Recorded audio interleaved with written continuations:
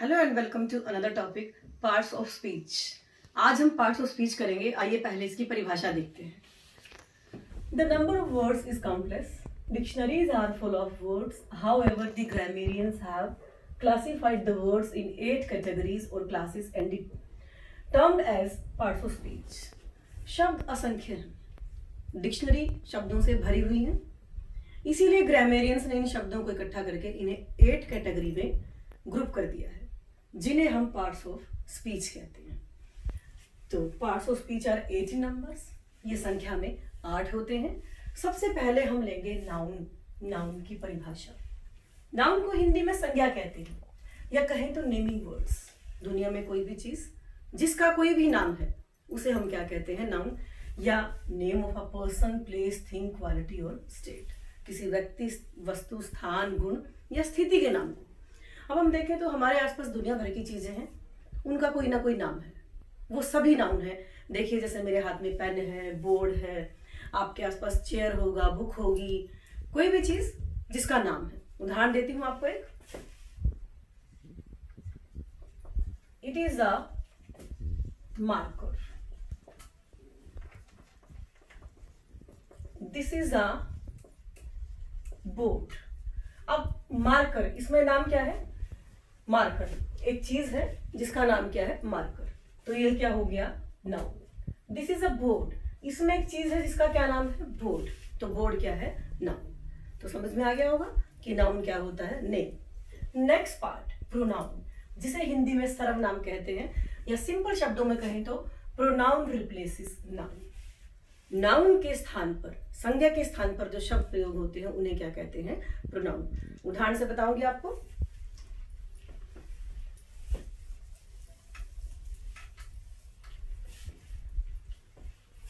Vikram is an engineer. Vikram lives near my house.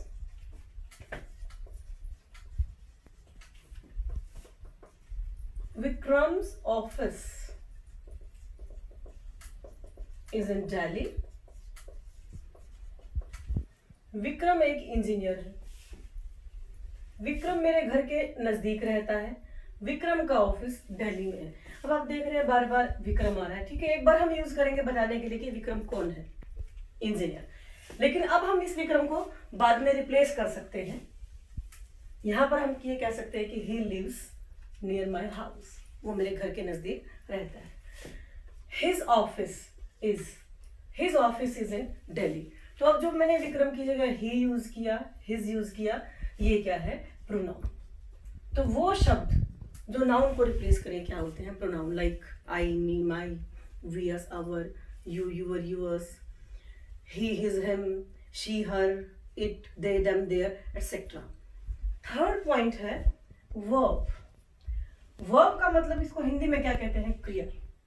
Verb वे शब्द हैं जो यूज टू एक्सप्रेस एक्शन और state, जो किसी भी वाक्य में एक्शन, कार्य को या स्टेट, स्थिति को बताते हैं, या कहें तो से समथिंग अबाउट नाउन। नाउन के बारे में जो बताए वो क्या होती है? वर्ब। वर्ब वाक्य का सबसे इंपॉर्टेंट पार्ट है। सेंटेंस की फॉर्मेशन हो ही नहीं सकती वर्ब के बिना।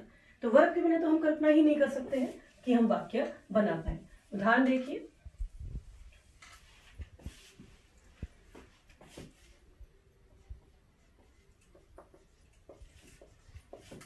He is a boy.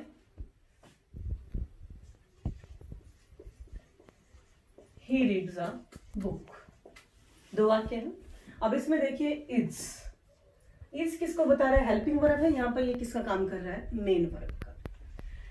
तो हेल्पिंग वर्ब मेन वर्ब के तौर पर यूज हुई है। किसको बता रही है? ही, कि वह एक लड़का है। तो इज इसमें क्या है? वो। ही रीड्स अ बुक, वह एक किताब पढ़ता है। यहाँ पर ये क्या काम कर रहा है? ये बुक को पढ़ रहा है। तो जिस वाक्य में एक्शन या स्थिति के बारे में बताया जाए वो क्या होती है? वर्ब या क्रिया। नेक्स्ट पॉइंट है एडजेक्टिव। एडजेक्टिव यानी विशेषण। हिंदी में कहें तो जो शब्द संज्ञा या सर्वनाम के बारे में कुछ एक्स्ट्रा बताए, कुछ गुण या दोष को बताए, तो हम उसे क्या कहते हैं? एडजेक्टिव। इंग्लिश में adjective is used to add something to the meaning of a noun. Adjective का प्रयोग हम मीनिंग नाउन के मीनिंग में कुछ ऐड करने के लिए, कुछ बढ़ोतरी करने के लिए हम यूज करते हैं, कुछ एक्स्ट्रा बताने के लिए। उदाहरण देखिए,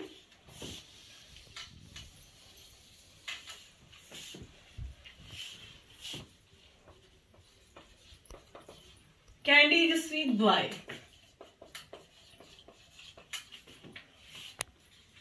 Inaya has a lovely doll. अब दो वाक्य हैं। कैंडी है एक प्यारा बच्चा। अब ये स्वीट वर्ड देख रहे हैं, किसको मॉडिफाई कर रहे हैं? कौन है स्वीट? बॉय। तो स्वीट वर्ड जो है किसको मॉडिफाई कर रहा है? बॉय, नाउन को। तो इसलिए क्या है ये? एडजेक्टिव। किसको मॉडिफाई कर रहा है? बॉय, नाउन को। नेक्स्ट सेंटेंस देखिए, Inaya has a lovely doll. क्या है इनाया के पास? एक डॉल है। और लवली क्या कर रहा है? इसको मॉडिफाई कर रहा है। डॉल के बारे में कुछ एक्स्ट्रा इन्फॉर्मेशन दी है कि उसके पास एक बहुत प्यारी डॉल है। तो लवली क्या है यहाँ पर? एडजेक्टिव। वैसे हम लिख के देख सकते हैं, जैसे बॉय लिख के देखिए डॉल, और स्वीट एंड लवली। देखिए आप, इनके मीनिंग पर कोई फर्क नहीं पड़ रहा, जच रहे हैं। तो इसका मतलब ये इसी के बारे में एक्स्ट्रा कुछ बता रहे हैं। Boy, sweet boy, doll, lovely doll. तो ये होता है एडजेक्टिव, जो नाउन के बारे में कुछ एक्स्ट्रा बताए। नेक्स्ट है एडवर्ब। एडवर्ब यानी क्रिया विशेषण। Adverb is used to add something in the meaning of a verb, an adjective or another adverb. Adverb वो शब्द होते हैं जो नाउन को छोड़ के किसी के बारे में भी कुछ एक्स्ट्रा इंफॉर्मेशन देते हैं, कुछ एक्स्ट्रा मीनिंग ऐड करते हैं। वो क्या होते हैं? एडवर्ब। उदाहरण देती हूं आपको।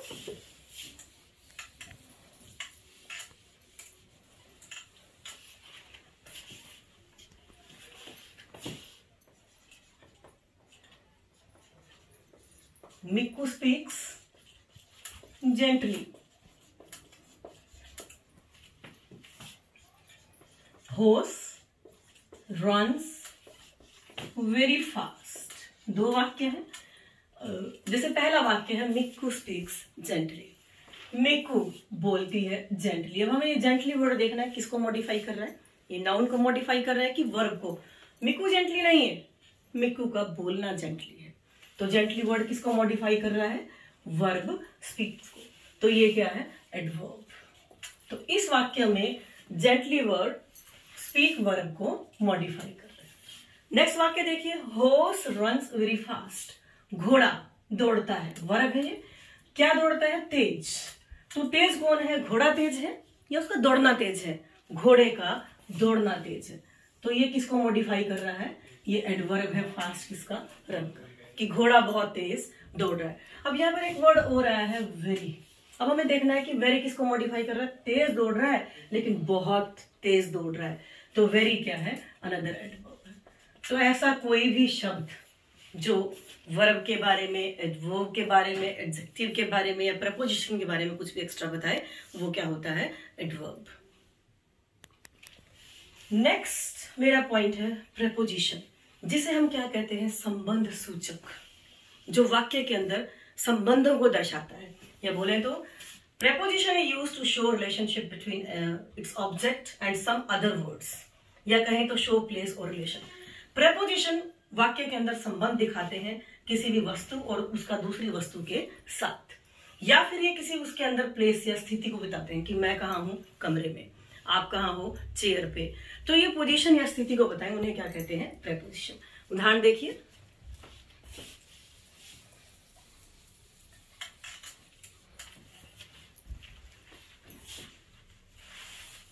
The bag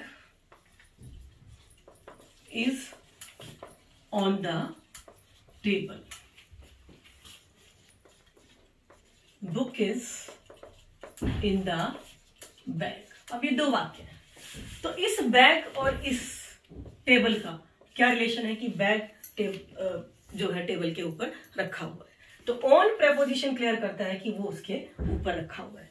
book is in the bag. तो इस बुक का और इस बैग का क्या रिलेशन है? कि बुक जो है वो बैग के अंदर, वो स्थिति बता रही है कि बुक की स्थिति क्या है? वो बैग के अंदर है। तो ये ऑन वर्ड क्या है?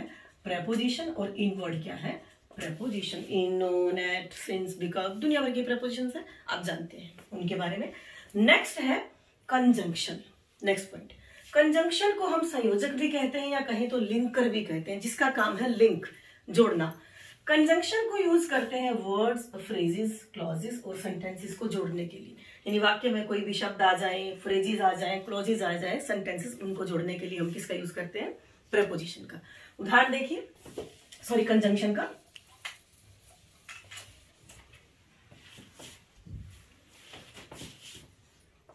I have a pen, pencil and box। अब आप ये देखिए, पेन, पेंसिल और बॉक्स, इसको मैंने किसकी मदद से जोड़ा है? कंजंक्शन एंड की मदद से। तो वर्ड्स को जोड़ने का काम किसने किया है? कंजंक्शन एंड ने। तो ये वर्ड क्या है यहाँ पर? Conjunction. Hira was happy as he saw me। Hira खुश हुआ था जैसे ही उसने मुझे देखा। तो यहां पर क्या है? दो वाक्यों के, Heera was happy, he saw me। दो वाक्यों को जोड़ा है कि हीरा बहुत खुश था, उसने मुझे देखा। तो हमने इसको किसकी मदद से जोड़ा है? कंजंक्शन एज की मदद से। तो समझ में आएगा कंजंक्शन का काम क्या है? शब्दों को, वाक्यों को, फ्रेजेस को जोड़ना। अब मेरा लास्ट पॉइंट है इंटरजेक्शन, विस्मय सूचक। विस्मय सूचक क्या होता है? वो शब्द जो अचानक से प्रकट होते हैं किसी फीलिंग से। Words expressing some sudden feelings of wonder, joy, sorrow etcetera. जो खुशी, हैरानी या दुख की भावना से अचानक से प्रकट होते हैं, ऐसे शब्दों को हम क्या कहते हैं? इंटरजेक्शन, या कहें तो विस्मय सूचक। उदाहरण दूंगी आपको।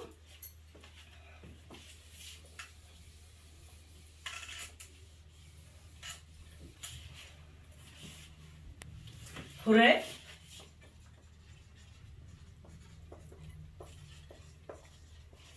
We have won the match। तो ये एकदम से खुशी की भावना है। Hurray, we have won the match, हम मैच जीत गए हैं। व्हाट अ लवली फ्लावर, कितना खूबसूरत फूल है। तो व्हाट अ लवली फ्लावर, ये क्या है हमारा? ये भी इंटरजेक्शन है और ये भी क्या है? इंटरजेक्शन, जो अचानक से, कितना प्यारा फूल है। तो अब मैं आपको एक वाक्य ऐसा लिख के दिखाऊंगी जिसमें हम 8 पार्ट्स को कवर करेंगे।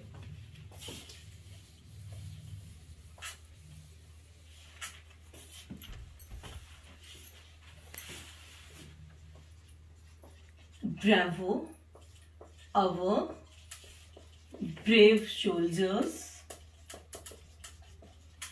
attacked secretly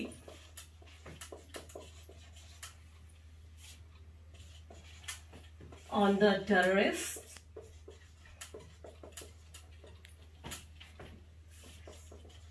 and their camp. अब ये देखिए, इस वाक्य में कोशिश की है कि मैं 8 पार्ट्स को कवर करूं। सबसे पहले है ब्रेवो। ब्रेवो, बहादुरी की भावना, एकदम से जब निकल के आती है, हम तारीफ करते हैं किसी की, तो ये क्या है? इंटरजेक्शन। आवर, हमारे, यानी हमने नाउन की जगह पर क्या कह दिया? ये नहीं कह कि पूरे इंडिया के, हमने कह दिया अवर। तो हमने पूरे उसको, देश को रिप्लेस करके किस में कर दिया है? अवर में। तो ये क्या हो गया है? मेरा प्रोनाउन। ब्रेव सोल्जर्स, हम किसकी बात कर रहे हैं यहाँ पर? सैनिकों की। जो नाउन है मेरा क्या है यहाँ पर? सोल्जर्स। लेकिन सोल्जर के साथ मैंने एक एक्स्ट्रा चीज लगा दी है, क्या? ब्रेव। तो ब्रेव सोल्जर्स को मॉडिफाई कर रहा है, ये क्या हो गया है? एडजेक्टिव। नेक्स्ट है अटैक्ड, अटैक करना, आक्रमण। दिस इज वर्ब, क्रिया, जो जिसमें कार्य का करना है, होना आ जाए। सीक्रेटली, सीक्रेटली किसको मॉडिफाई कर रहा है? कि उन्होंने अटैक किया गुपचुप तरीके से। सैनिक गुपचुप नहीं है, उनका अटैक करना गुपचुप है। तो ये क्या है? एडवर्ब। ऑन प्रेपोजिशन, ये बता रहा है कि उन्होंने कहां किया है, स्थिति। ऑन प्रेपोजिशन, द आर्टिकल है, टेररिस्ट नाउन है, एंड कंजंक्शन है, देयर प्रोनाउन है, और कैंप नाउन है। तो मैंने कोशिश की है 8 पार्ट्स को इसमें डालना है, आपको समझ में भी आ गया होगा। Thank you.